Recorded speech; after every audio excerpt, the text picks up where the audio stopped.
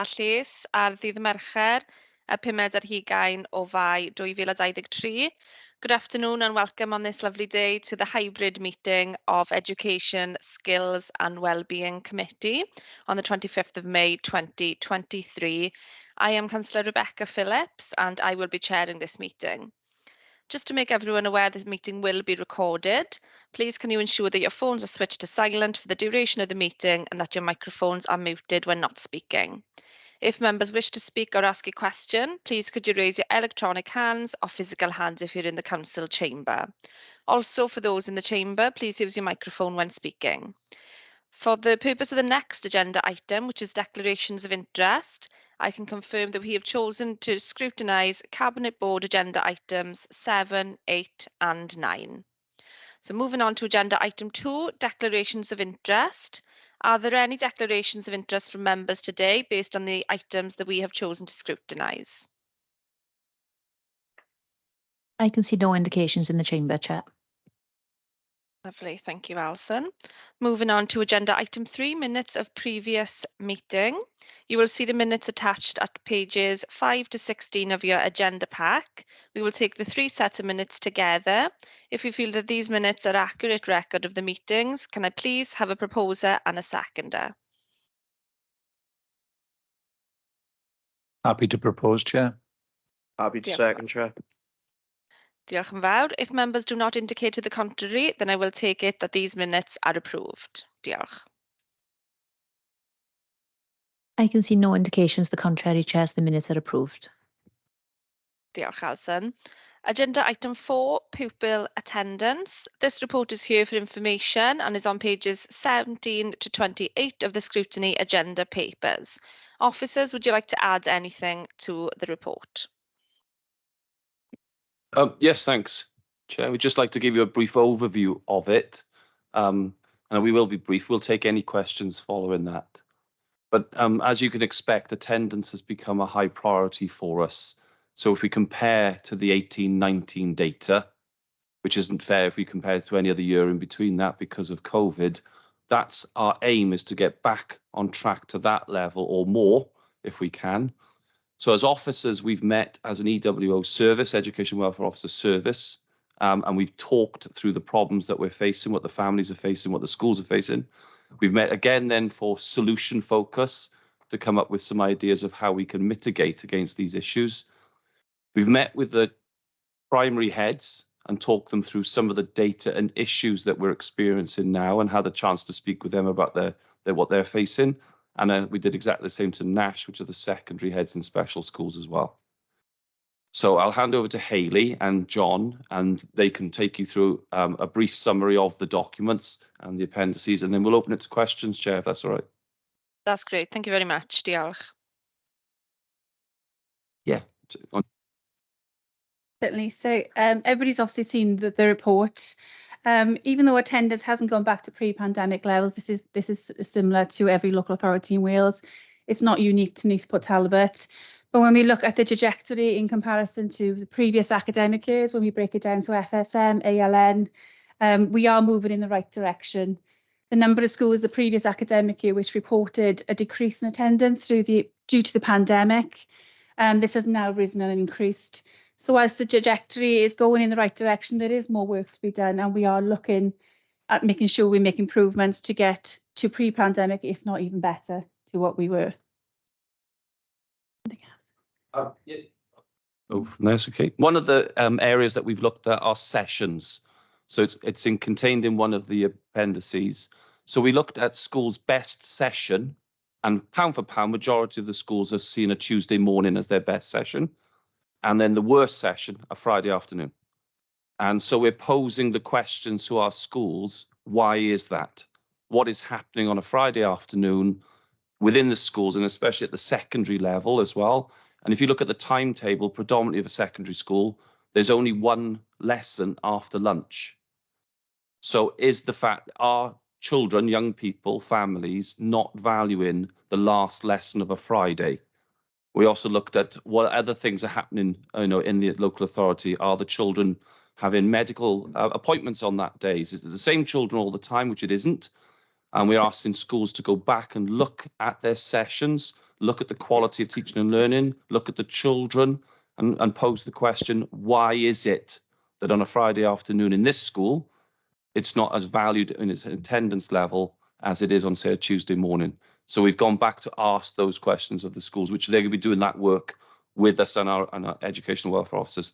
So session times we looked at, and we also looked at the difference between free school meal children attending and non-free school meal attending. And some of our schools have a 13% difference between FSM and non-FSM. And again, we've posed the question back to the schools, why is that? What is happening with those families and young people? Is hybrid working? Parents, for example, not bringing the children to school on a Friday because they're not leaving the house. Is that a factor? So they're going back to ask those questions, Chair.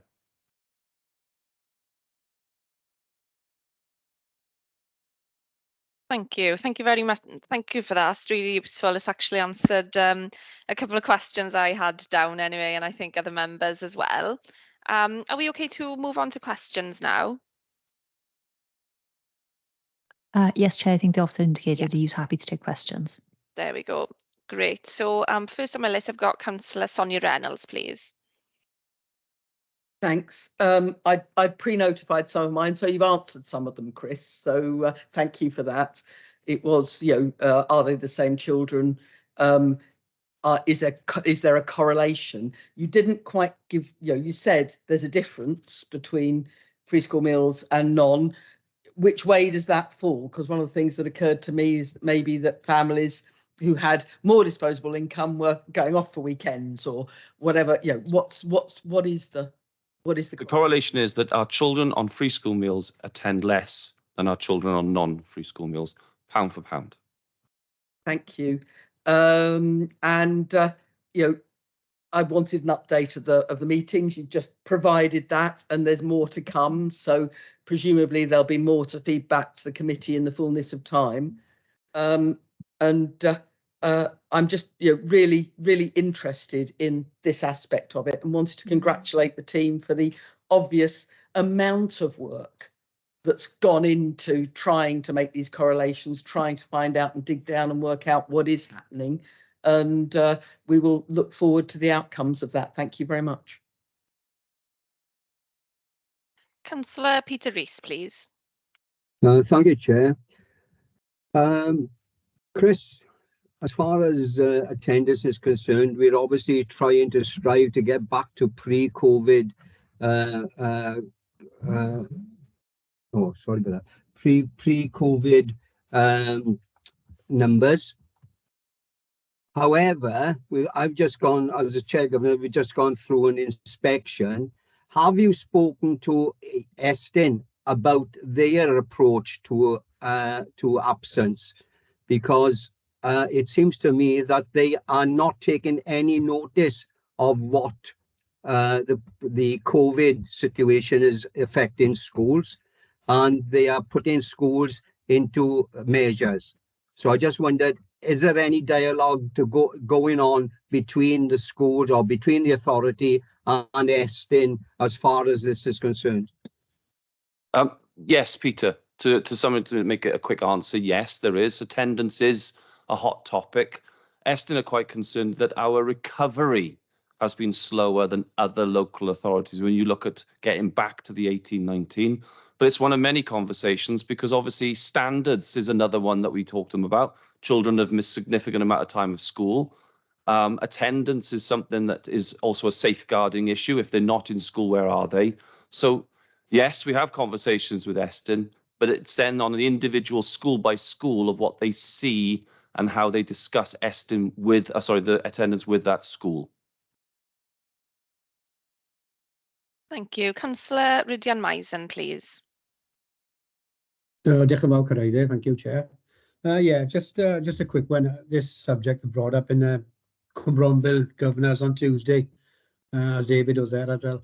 And before COVID, children had a routine. We get up in the morning, perhaps have a little bit of breakfast, catch a bus or walk to school, and then of course you get in the habit of going. And with the pandemic, I mean, they realise they can have to go to school sometimes. But anyways, a quick question to John, because I see him there. we had this before COVID, John. Do we still get families taking quite a few holidays outside of school times, bearing in mind now the times we're living in and how much cheaper school holidays, out of school holidays are than in school holidays? You know what I mean? Thank you, Councillor Mizen. I certainly do know what you mean. I'm not sure if I can answer, are we getting more regular holidays, but we are certainly seeing an increase in the number of holidays. You and I will remember pre-COVID, we were talking about some families having 2, 3, 4 holidays in one academic year. I don't see the number in that extent of families having a lot of holidays, but we are seeing more families taking maybe 1 week or 2 weeks during the school term time for the exact reasons that you are talking about, because of cost. You know, we've also had, you and I've also had previous conversations, haven't we, before the pandemic, about the amount of money for a holiday, the difference, if you like, between a term time holiday and a school holiday. That's grown even further. You know, the demand for a holiday now in term time has increased, but so has the cost of a holiday during the school holiday closure period. So you can understand why more parents are wanting to take their children on a holiday during a school closure period. So yeah, that is definitely, you've hit the nail on the head there. We've had that problem for a long time, but I can see clearly it's going to be more of a problem at the moment because of financial reasons. Yeah, thank you, John. Yeah, I remember you telling me a number of years ago. Yes, telling one family if you can afford to take 2 holidays abroad a year, you can certainly afford the fine. So yeah, you're right. Thanks, John. And just to reassure members, of course, you've constantly asked me in the past, before COVID and since COVID, when I brought reports here, this authority does not fine parents for taking a single holiday during the term time, provided attendance is generally really good. Other authorities around the country, they do. This authority doesn't. That is not to say we don't fine for holidays, but if there are accumulative holidays, if we're going back to the position where parents are taking 2, 3, 4 holidays during the school year and they're in term time, plus other absences as well, and attendance overall is really poor, then we would consider a fixed penalty. But if it's a single holiday, that's not a green light for everybody to go and take holidays. But if it is a single holiday, to reassure members, we will not fine for just that, provided attendance overall is really good. Thank you, John. And as a parent, I'm really glad to hear that, because, you know, I totally sympathise with... No green light there, mind. There's no green lights, right? I'm watching. Diolch yn fawr. Thank you. Are there any other questions from members, please? Got an indication in the chamber, Chair. Thank you, Chair. I just want to say, I hope you don't do a survey today, because it's the Margam weekend in it together concert, and I think a few will be missing, setting their tents up, etc. So please don't take one today for the Friday. Tomorrow. Thank you. Thank you for that. Okay, so moving on, that report is just for information. Thank you very much, officers. We really appreciate the work. I know it's not a popular job, but it's one that really needs doing. So diolch, thank you very much. So we note that report and move on with the agenda. Item 5, pre-decision scrutiny. So we're moving on to the Cabinet Board agenda, and we have decided to scrutinise item 7, 8 and 9 on the Cabinet Board agenda. So item 7 is the SEIREN programme. The report is here for information and is on pages 15 to 24 of the Cabinet Board papers. Would officers like to add anything additional to the report, please? Yes, please, Chair. Karen Thomas is with us, who looks after this area, and I thought it'd be a brief few minutes just to talk you through the whole system rather than just go straight to questions, because it can be complicated what we're trying to achieve and what's happening across Wales. That would be great. Thank you. Diolch. Good afternoon, everyone. So the SEIREN network is a Welsh Government funded programme for highly academic students who would want to make applications to Oxbridge or Russell Group universities. It began following the report by Paul Murphy that found that our students in Wales, as we would all be aware, are perfectly capable of applying to these universities, but unfortunately felt that they needed more support and didn't feel that they could make those applications. So it's about supporting our students into those applications. We launched our SEREN programme in Neath Talbot in 2016 with 47 year 12 students at the time. As of 2023, we now have in year 12, we have 164 students on SEREN, and we have over 1,000 students between all year groups, 8 to 13. After it started, we quickly realised that the support for year 12 was too late and that we needed to support learners before this. And so we were very fortunate to be able to lead the pilots across Wales in developing a programme for years 8, 9, 10 and 11. And in fact, I was, up until this year, the National Foundation lead, and I'm now leading nationally on a debate competition for year 9. So Neath Talbot students are still getting those opportunities to lead across Wales and to showcase their talents across Wales. The programme itself is a mixture of advice and guidance sessions, so helping students to understand what they need to do to make these applications, of providing what we call supercurricular activities, a little different to extracurricular, which is about what they do outside of school. This is about what they do in relation to a subject that they are passionate about and how they develop the passion for that subject. And we also provide them then with support to develop the skills that they will need. So their critical thinking, their problem solving. And as our year 8 programme, which you have in the appendix, is all about developing their oracy skills. Because one of the issues that we found with our students is they are very, very quiet, very knowledgeable, but very quiet when they come up against others who they believe and perceive to be much better than themselves. So it's going really well. We put on a lot of activities. We take them on trips. In fact, in the summer term, we're taking 90 year 10 students to Oxford University. I'm taking 23 students up to Cambridge for the open days at Cambridge University. We have our debate competition starting, and I would say we had first and second place at the debate competition last year. So I'm hoping that we can recreate that this year. And we have a whole programme, which you can see there in Appendix A, so that students can come into SEREN in year 8 and stay on until year 13. They can come in year 9, they can come in year 8 and leave in year 10. It's a flexible programme that they access outside of their school hours and their school work in the majority. Some of the sessions take place in school. As you can see from the notes, there is an anomaly with one of the school numbers. I think you'll have noticed that Dora Vale in there have more students with the 6A stars to get onto the SEREN programme. I looked into that at the start of the year, and I would say that there's a variety of reasons why that would have happened. But a lot of it may have been down to the fact that the school decided to have a dedicated MAT coordinator who worked very closely with a significant number of their students and developed the eligibility criteria specific to those students. And in fact, he was asked to provide support to other MAT coordinators in North Wales and across Wales this year. So I think that's the reason for that anomaly. Happy to take any questions, Chair, as we covered that report. Chair, you're on mute. Thank you, Alison. Sorry, members. Diolch yn fawr. Thank you very much for that report. Really interesting. And I have a question from Councillor Sonia Reynolds, please. Yeah, thank you. Question was about Dora, but I also wanted to, ask a couple of others, if I may.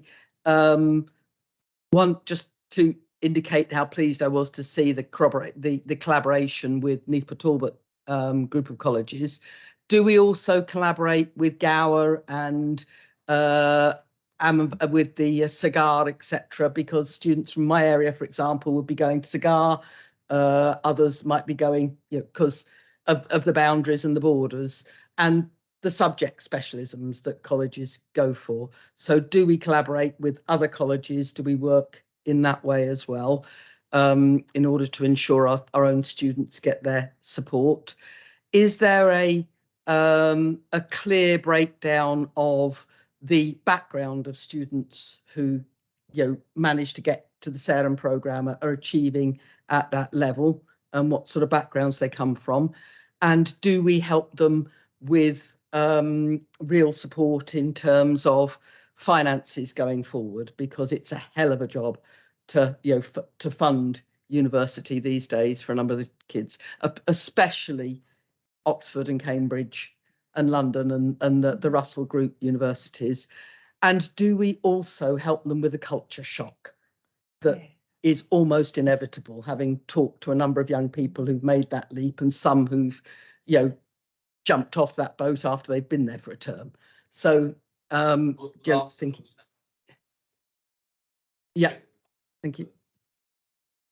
Yep, collaboration does take place. We're actually part of a region. We're part of the South Central Wales region, which includes Swansea, Bridgend, RCT Merthyr and Neath Talbot. So colleges in all of those areas will come together to support each other.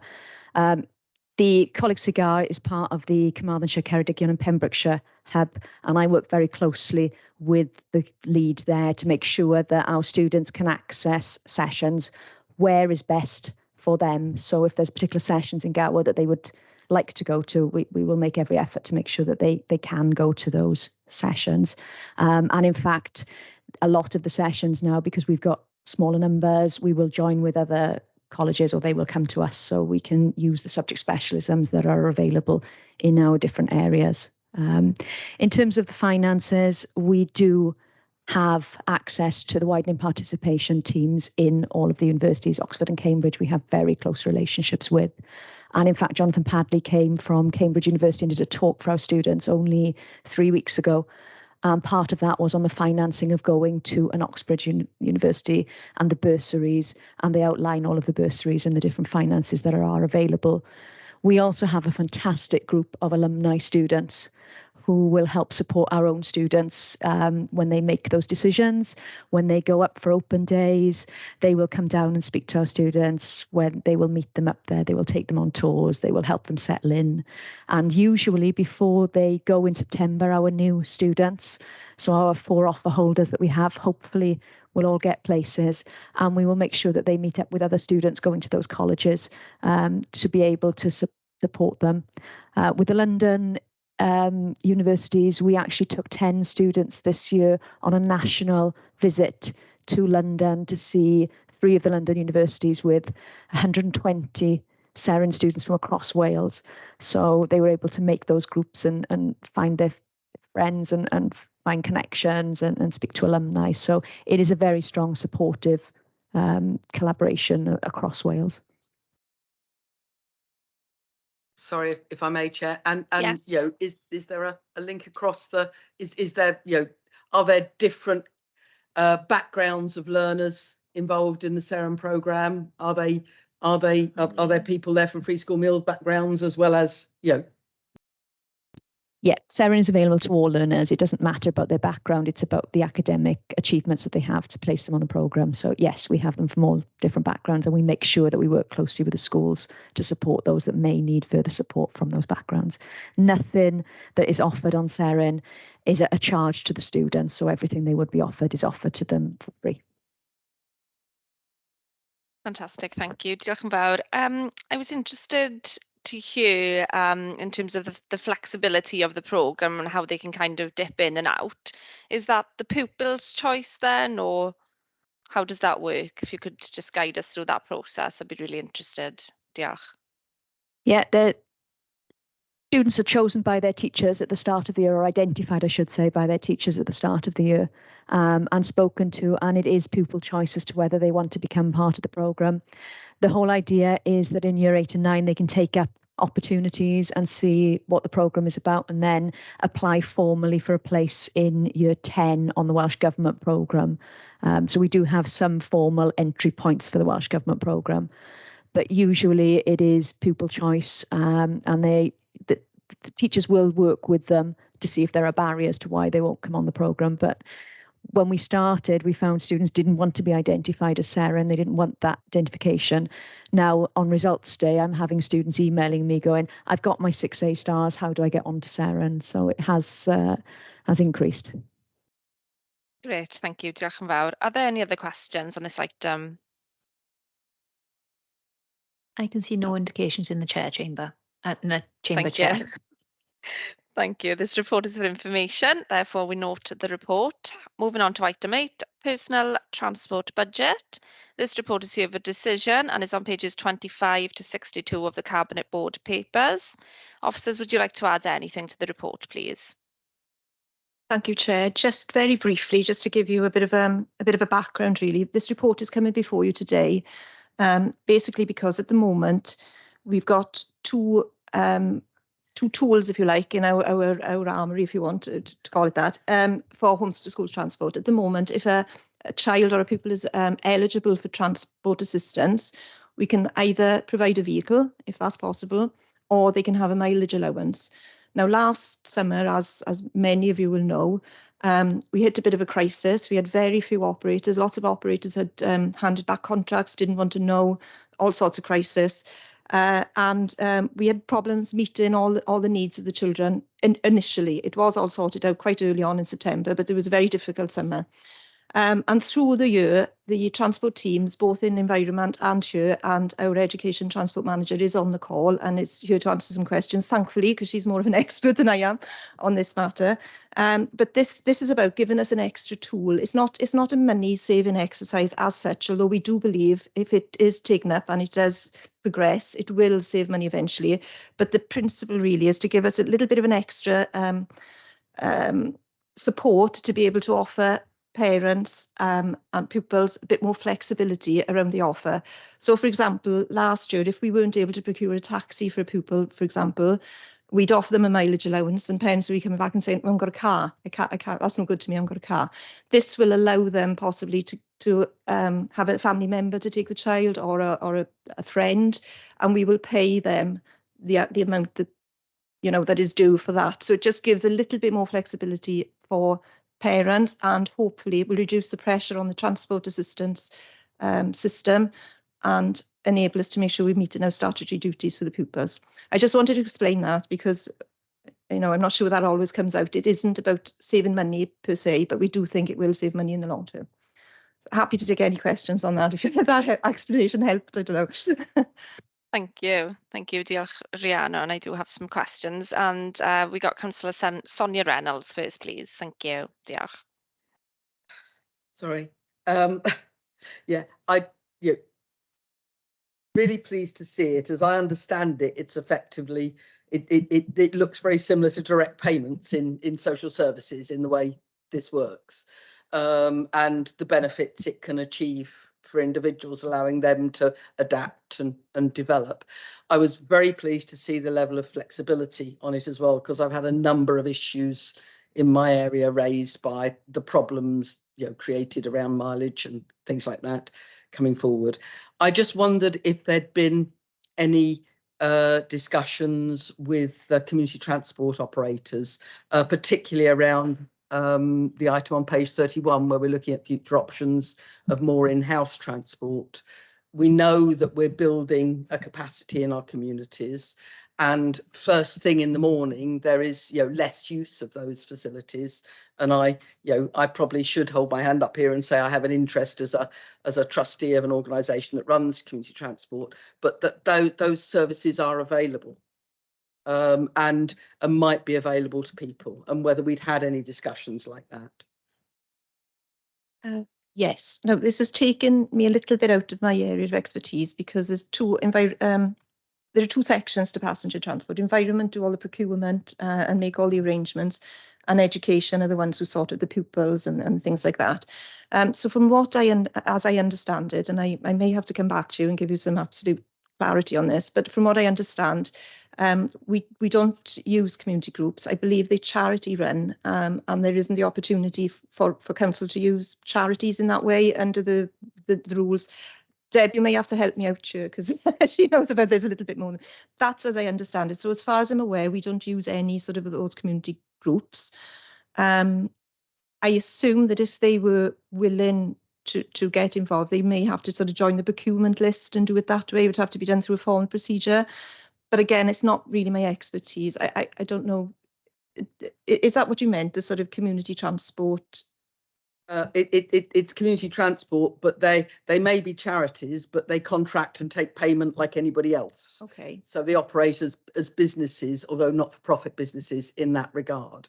Yeah. But there's several ways to it, especially with these direct payments. That one thing that can happen is that parents could be notified that there are these, as well as taxis, as well as other options. I'm just thinking, making sure that there's enough there for parents who don't own cars and don't have those issues, and whether that's an option, and whether, I mean, if there was a need to procure, and some community groups will go on to procurement lists, but if there was a need to procure, then yes, that could happen that way as well, but it might be a cheaper option than fleet vehicles. Yeah, absolutely. I see what you're saying now. Yeah, I'm not aware of conversations outside, but I think that's certainly something we will be discussing, because this is perfect, isn't it? If parents are able to have those conversations and be able to work it out with community groups, would be fantastic. That would solve so many problems and work really well. So yeah, I think that's something I'll speak to my colleagues in environment about and see if they've had those conversations, and if not, whether that be something they would be able to do. Lovely, thank you. Councillor Dave Whitelock, please. Yeah, thank you, Chair. Good afternoon, Rhiannon. My question isn't directly on the report, but it's next year's home to school transport as a whole. It affects this one as well. Has any money been put into the budget to account for the new 20-mile-an-hour speed limit, which is going to incur costs for longer journey times, higher fuel costs with these buses in lower gears everywhere? And just wondering if anything's been built in as a fail-safe, because the costs are going to skyrocket. Yes. It hasn't been built in as such, because, as you're probably aware, the home to school transport budget is, just running away with us anyway, and it's over budget. But it is identified as a risk, and it is something we are very carefully monitoring. The operators are quite concerned about it, I know that. So it is in there as a risk, but we're not quite sure what the additional cost might be yet. But at the moment, that's the best answer I can give you, if that's okay. Yeah. Does that make sense? Yeah, as long as it's flagged up, it's not going to come as a big shock halfway through the next term. Yeah, it's on a long list of risks, I've got to say, but there it is there. Okay, thank you. Thank you. Councillor Caroline Lewis, please. Oh, hi. Yes, my question's regarding the transport. I've got two questions. The first one is probably the concern, if we're reliant on the parents to bring their children to school, do we have a sort of backup plan or an alternative if that morning the parent can't bring their child to school for whatever reason, or if circumstances change? And shall I give you the second question, or? Okay, it's regarding more so our pupils with additional learning needs. Quite often children are transported to school via taxi, which is quite costly. But then a lot of the pupils are able to access the school minibus during the day for the curriculum, and if they're in residential accommodation, they'll use the school minibus there.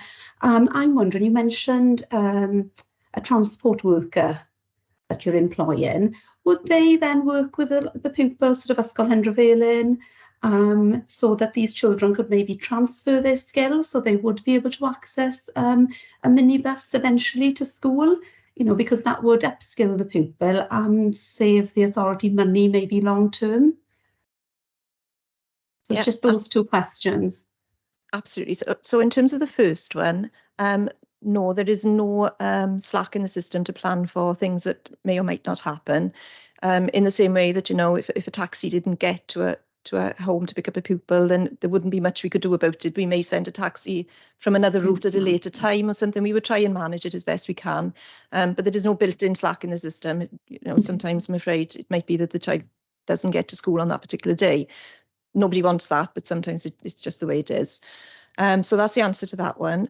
In terms of our travel trainer, I'm really, really proud of this role, I've got to say. We've had a travel trainer for a long time. This year we've introduced another one specifically to work with children with emotional and behavioural difficulty. So it's not just children who are, you know, displaying sort of aggressive behaviour or something like that. It's about children who might be anxious about travelling in a taxi or, you know, new experiences, things like that. And we have found already in the space of a year that these two people working together have had a big impact already on the children they've worked with. So I know of one little one, for example, who's coming down from up in the valleys down to a school down in Skewin. Wouldn't get in the taxi, a very, very young child. And when they did get in the taxi, they were very aggressive, they were spitting, they were causing all sorts of problems. And our travel trainers worked with that family and worked with the child and worked with the school as well, because sometimes it's got to be a, you know, a two-way thing. They've got to put themselves out sometimes a little bit as well. And the pupil is now in school and is attending every day. So that's fantastic. So yeah, they work right across. They work even with children who are transitioning from our comprehensive schools into the college. So if there are children with an identified statement or an IDP who need that support, they will go and help them as well to become independent and to be able to take the buses and the things as along with their fellow students in college, you know. So right the way across from 3 right up to 17, 18, 19. We've only got 2 of them. If we had more, I'm sure it would be great. But so far, so good. Really pleased and really proud of the way that, you know, my officers, and I haven't done the work, have been managing this this little project within the transport system. So, yeah.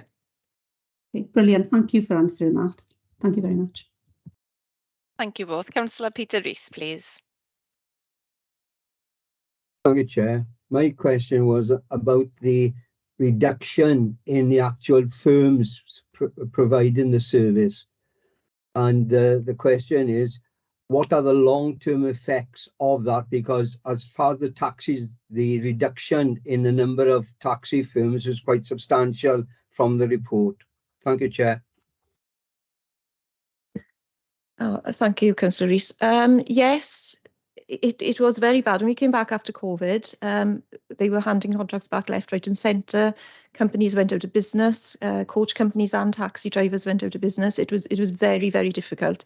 It's stabilised a little now. I'm afraid to say too much though, because we've got a summer to go through yet, and you know, not really sure how it's going to go. But there's not an awful lot more we can do, I think, than we haven't already done. We've got on our environment side, our colleagues over there regularly liaise with the operators. They negotiate with them. You know, we try and do everything we can to make sure that they do take on the contracts. We have some contracts where nobody even comes back to us at all. You know, some of the more difficult children and some of the more difficult routes are sometimes very unpopular. But we are hoping, as time goes on, that will stabilise a little bit more. We're starting to see that it's calmed down a little bit. We just don't know at the moment. It's a bit of an unknown. So we're quite positive in hoping that things will improve and that, you know, gradually people will come back to the industry. But at the moment we can't say. And this will really help us fill in those gaps if that is the case. If we don't have the operators available to us. I can see that this will help. But there is still a substantial risk, I think, that some pupils and some children could lose out and families could lose out. We will do our best to make sure that doesn't happen. So we've got other things as well that we do. For example, we share routes where we can. And rather than see a child not get to school at all, we will go and double up. So, you know, a taxi will take a group or a child or a group of children to one school by 8:30, say, and then go back and pick up another group of children to take to another school or to the same school or whatever. Not ideal because they do miss some of their schooling, but rather than have them not going at all, we can do things like that. There is the option as well. You'll have read in the paper about looking at our own fleet vehicles. That there's a lot of work going on at that with that at the moment. So I think we're trying to mitigate as much as we can, but I agree with you. It is a risk. It is a risk.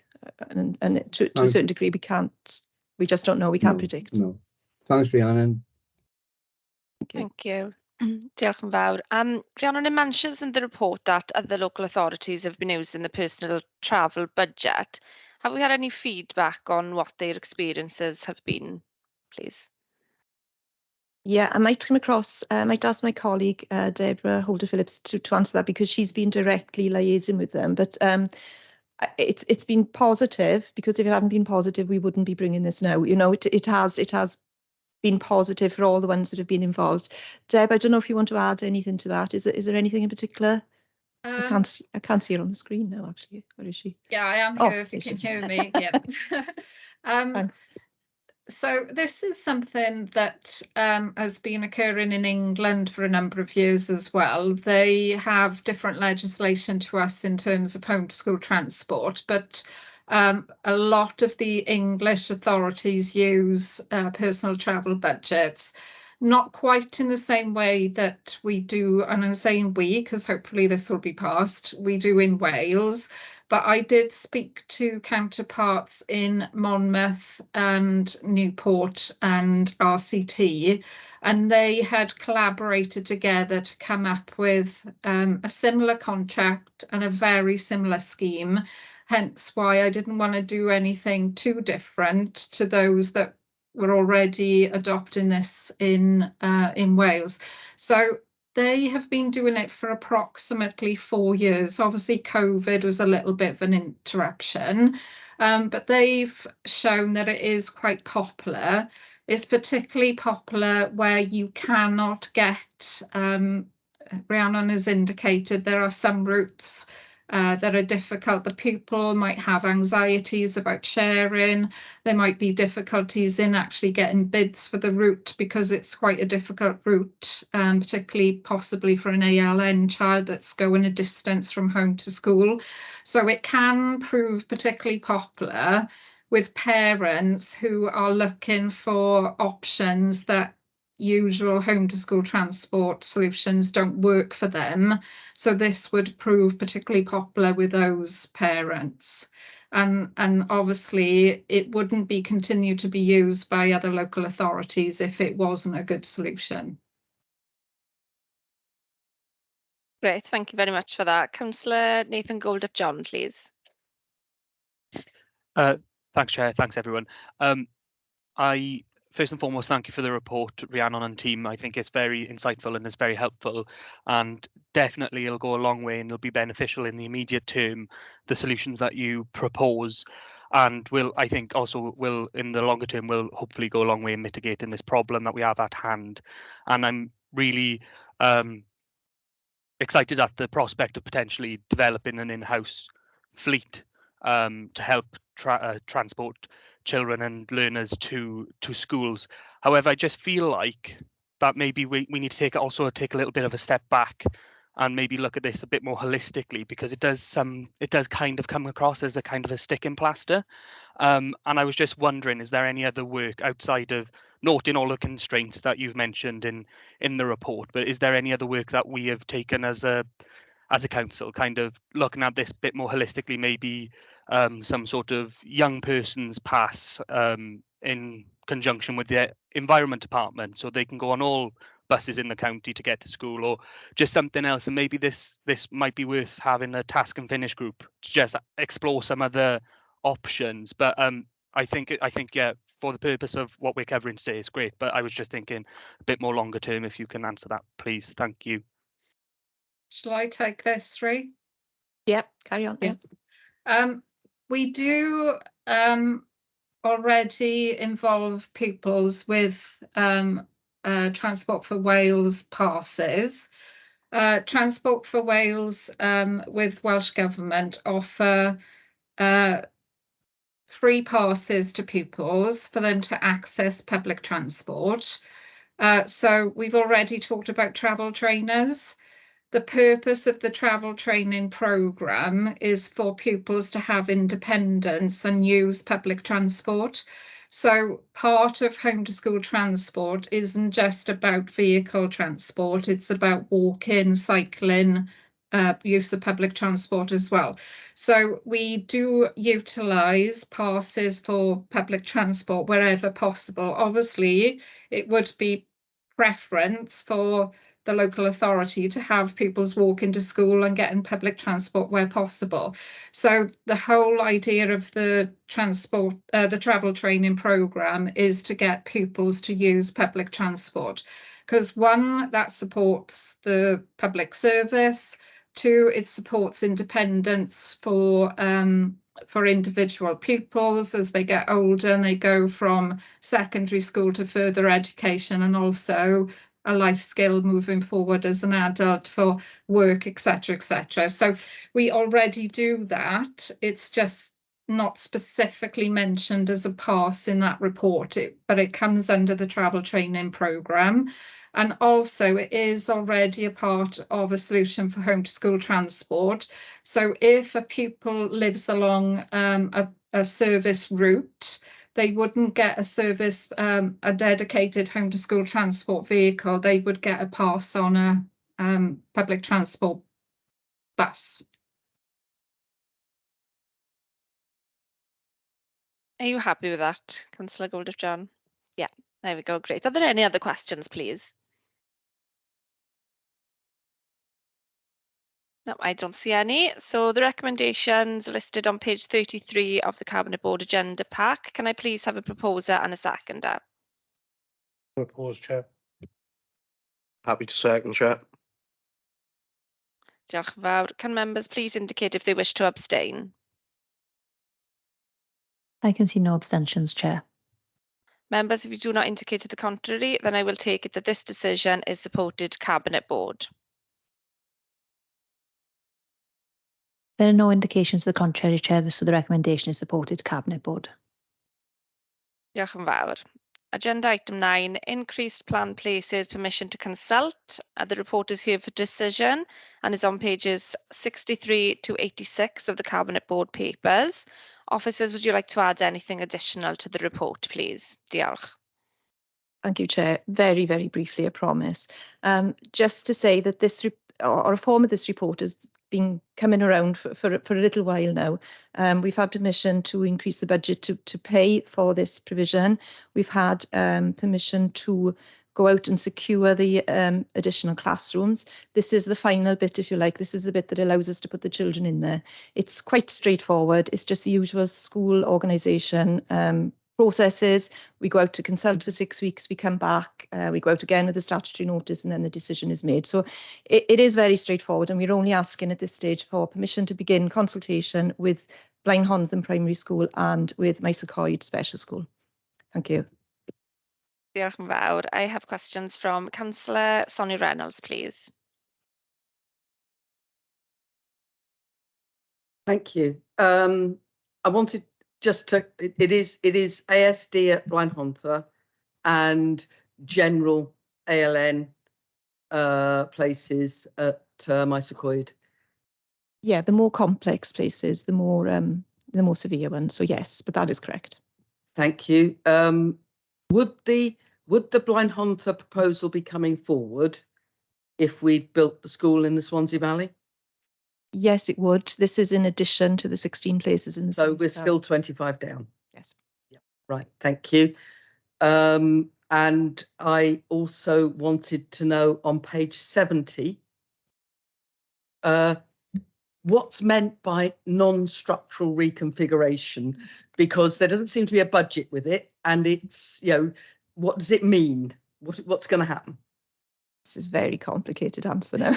It basically means we're not making any changes to the school. What they'll do is maybe change a class, put that class in there and this class in here, and maybe, you know, where they might have had a library space, they'll change that into a classroom and put the library somewhere else. That's all it means. It's a very complicated way of saying it. I think we learn a lesson there and put it a bit more obviously next time. So no, it was just I couldn't understand why, if we were reconfiguring internally or otherwise, we weren't actually spending any money to do it, and where that was coming from.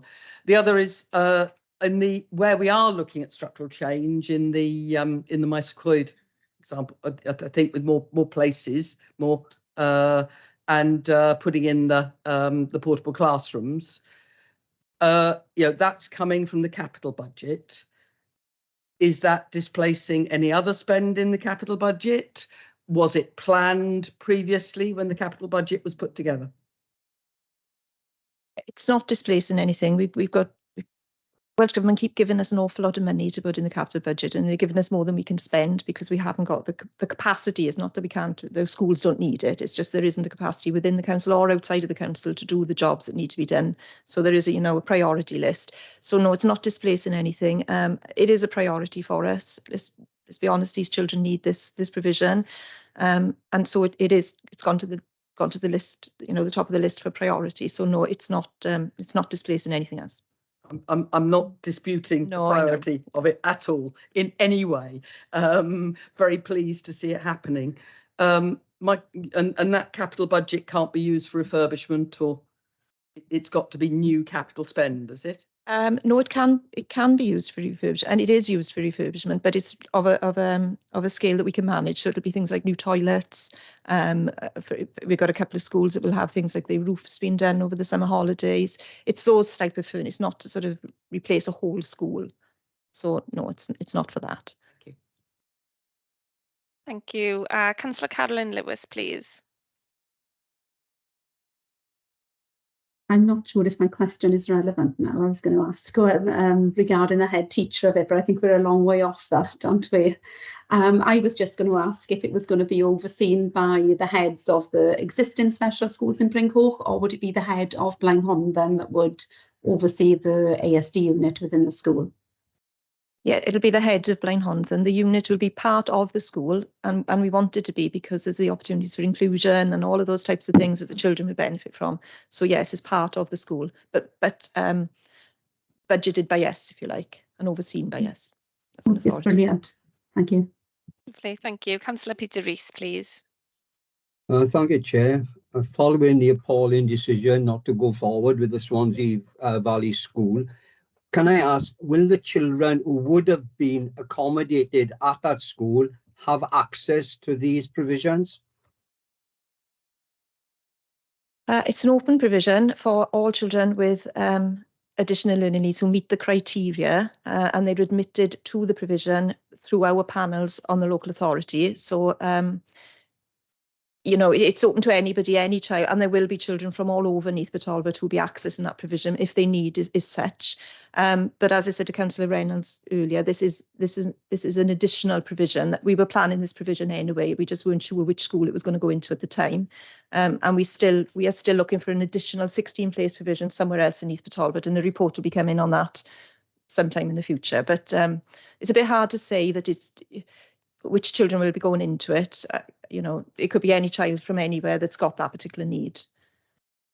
So is it true to say that if the decision of the Swansea Valley School had been done, they would have made it easier Thank for you, us to Councillor. accommodate? Can I just stop you there, because we're here to scrutinize the papers before us, not to comment It on is past part of, decisions. it is So part I of don't the think it's decision. relevant It is part for of you the. It is to. part of the decision.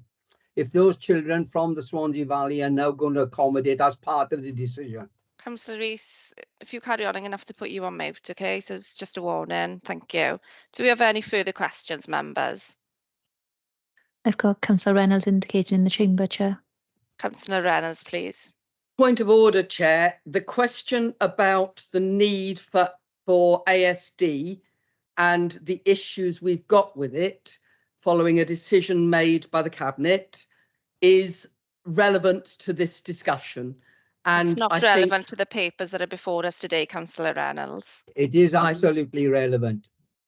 As Rhiannon has told you, these papers, this plan was before we made the decision on the Swansea Valley School, so I'm sorry, but it's not relevant. If you have a valid question, please ask it now. Can we increase the provision that could be made at Blaenhondda, Blaenhondda, in order to help meet this need? You know, and it is a relevant point you're closing down.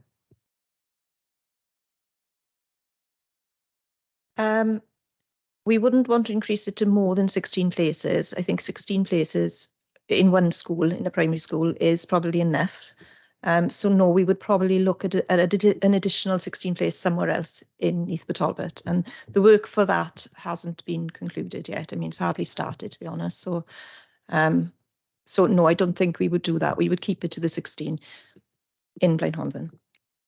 But we will still be short even if we get another 16 elsewhere. We've got a massive demand. Yes, we will be short. Chair, the Cabinet member, Councillor Neath Jenkins, is indicated in the chamber. Yeah, Councillor Jenkins, please. Thank you, Chair. Just to clarify a few issues here, the ASD need in Neath Talbot actually extends into hundreds. It is not 16. So we have a massive deficit. So it's rather a moot point to discuss one school and one unit, how much of an impact it would have had. Additionally, I think we need to be aware that the ASD units that are being built are there to cater for all the pupils throughout the borough, not specifically for the communities that they are in. Now, we could all say, in the ideal world, I think we would like to see specialist units within possibly each valley, one in the Dillais Valley, one in the Avon Valley, so that we could all accommodate our pupils within our neighbourhood, maybe not in our community. But the point I'm making is, even the one in Blaenhothan School, it is there for all the pupils in the borough, not just the children within that area. Thank you, Chair. Thank you, Councillor Jenkins. I think we've had a good discussion on this issue, so we'll move on to Oh, Chair, Councillor Reynolds is indicated in the chamber. Councillor Reynolds, please. Thank you. I think this also, however, ties back to the previous paper and the need to transport children. So we need to keep those things in mind very clearly. Thank you. Okay, thank you, members. The recommendations listed on 77 of the Cabinet Board agenda pack. Can I please have a proposer and a seconder? I propose, Chair. Happy to second, Chair. Thank you very much. Can members please indicate if they wish to abstain? I can see no abstentions, Chair. Members, if you do not indicate to the contrary, then I will take it that this decision is supported to Cabinet Board. I can't see any indications to the contrary, Chair. The recommendation is supported to Cabinet Board. Thank you very much. The pre-decision of the items are completed, so we'll move back to the scrutiny agenda. Agenda item 6, urgent items. I have none. So that brings this meeting to a close. Diolch yn fawr I chi gyd. Thank you very much for attending.